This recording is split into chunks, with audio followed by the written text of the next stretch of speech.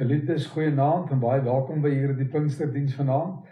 Ek is dominee Pieter Swanepoel van die gemeente Edenvale en ek gaan vir ons dan die derde diens van Pinkster dan waarneem. Voordat ons voortgaan met ons skriflesing, kom ons buig net die hoofde in gebed. Ons Hemelse Vader, baie dankie dat ons mag bid, dat U deur die Gees en deur die woord tot ons harte sal spreek, dan ook in hierdie aand. Ons bid dit in Jesus se naam. Amen. Ek lees vir ons saam met Openbaring 2 vanaf vers 2. Ek weet alles wat julle doen.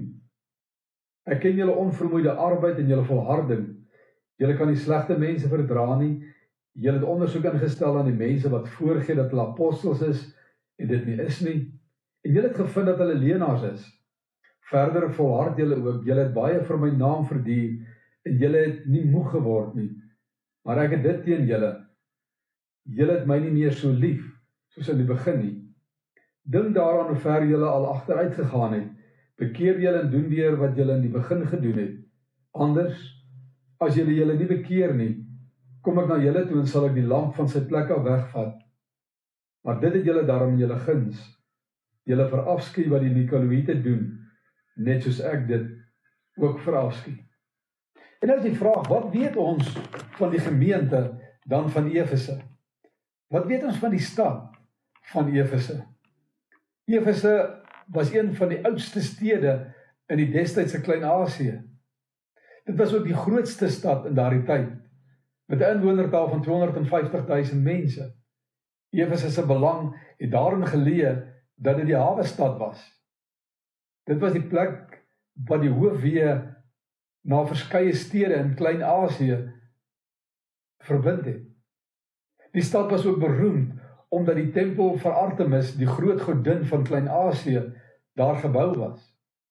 Die tempel van Artemis was een van die wonders van die antieke wêreld en dit is gevolg van die vervaardiging van afgodsbeeldjies 'n belangrike bron van werkskepping en inkomste gebied vir daardie mense. Ons weet nogal heelwat van die gemeente in Efese self.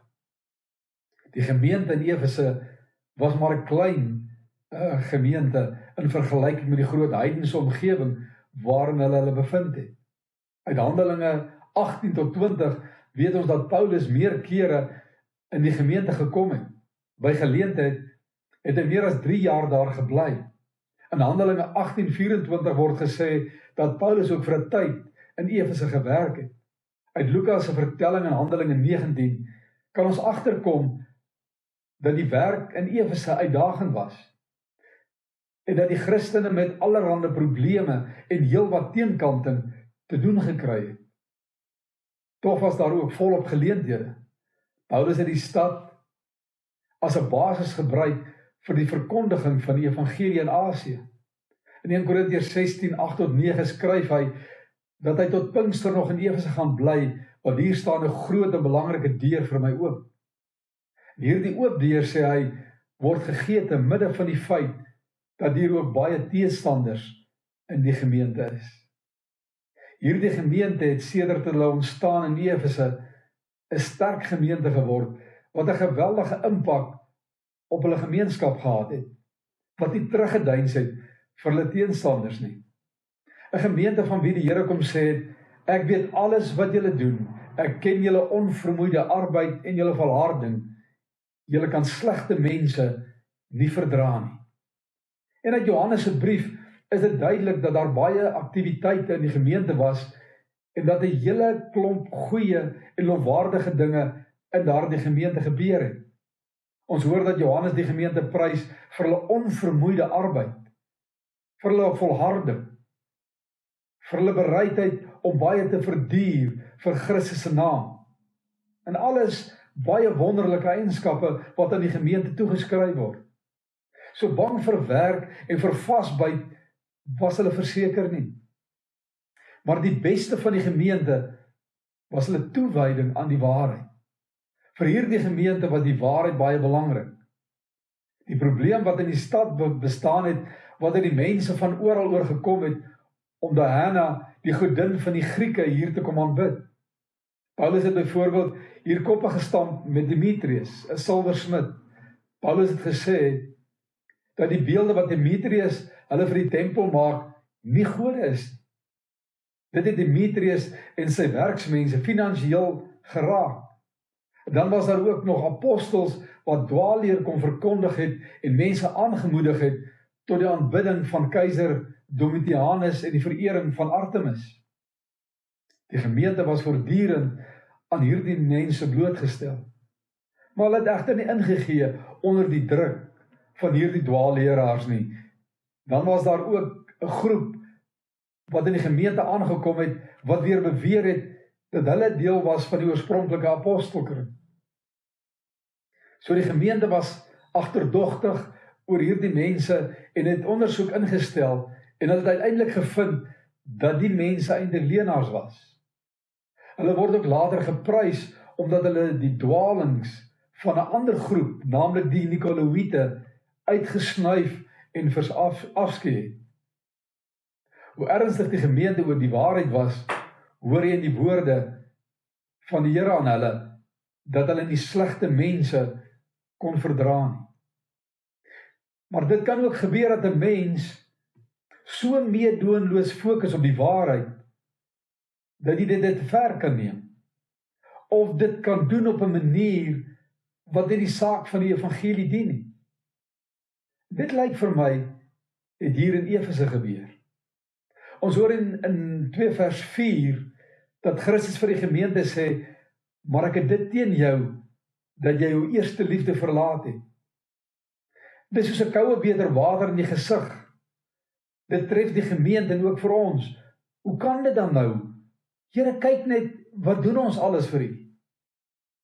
Jy sien, dit is goed om ernstig te wees oor die waarheid. Maar 'n mens kan so gefokus raak op die waarheid, dat jy in die proses vergeet van die liefde en van die mense waarmee jy werk.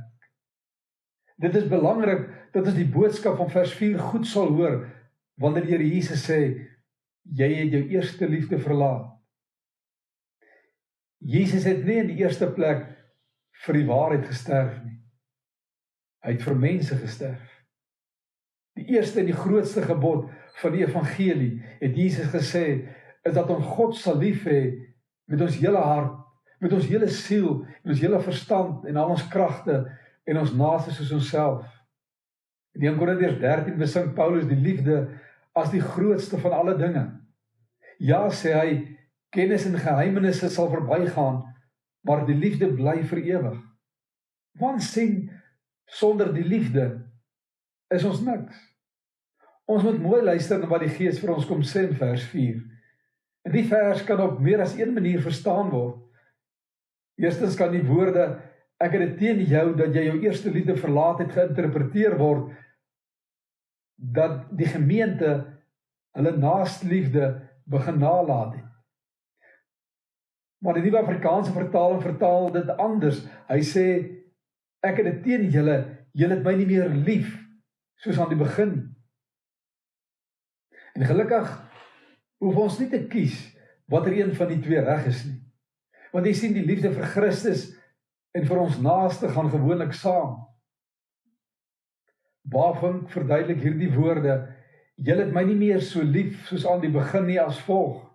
Hy sê dat die probleem by die gemeente was, dat die gemeente nie meer vir Jesus helder voor hulle gesien het nie. Hulle het hulle uitsig op die kruis verloor.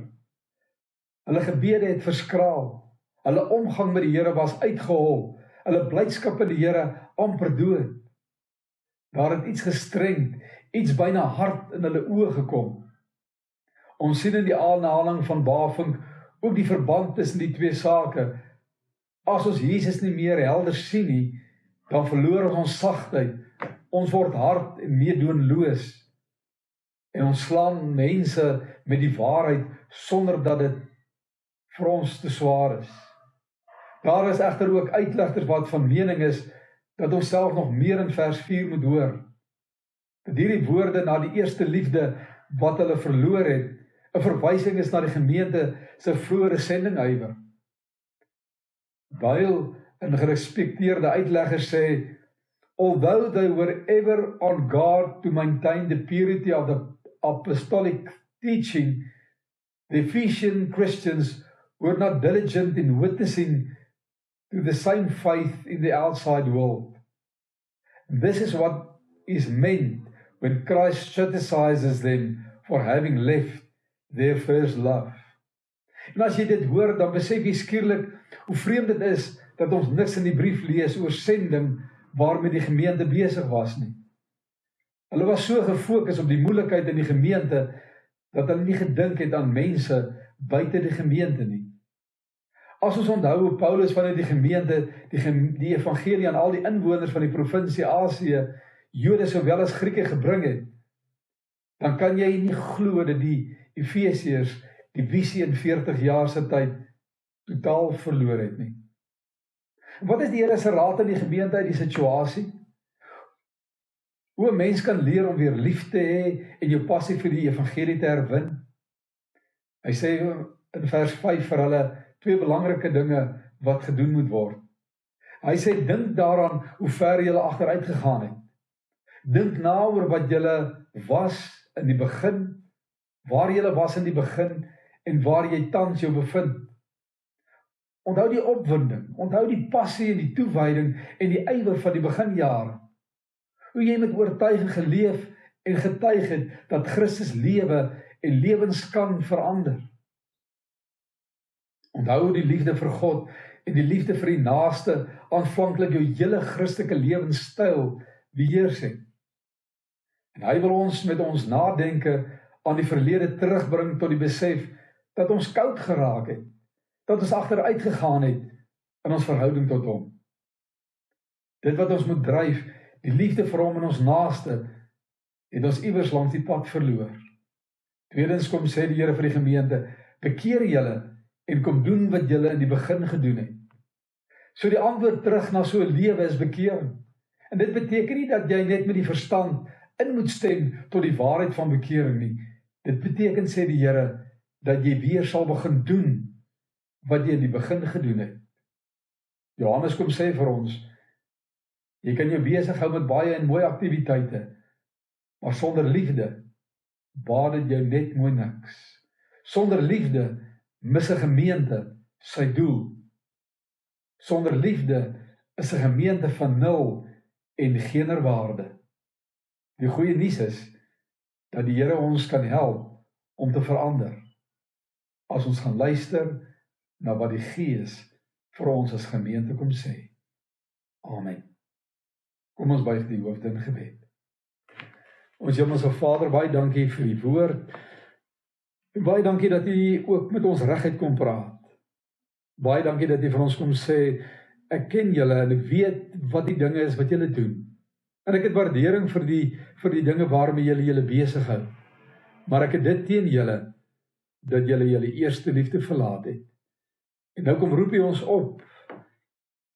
En U kom sê vir ons, bekeer julle en begin weer om te doen wat julle in die begin gedoen het. Ja Here, laat U liefde vir ons, U liefde vir die evangelie, U liefde vir verlore mense weer vir ons 'n dryfveer word in ons gemeentes en in ons kerke en in ons eie lewens, sodat U in en deur ons lewens verheerlik mag word, deur ons bedienings in die gemeente verheerlik mag word. Ons bid dit in die naam van Jesus Christus, ons Here en ons Verlosser. Amen. Geliefdes, ek groet vir U.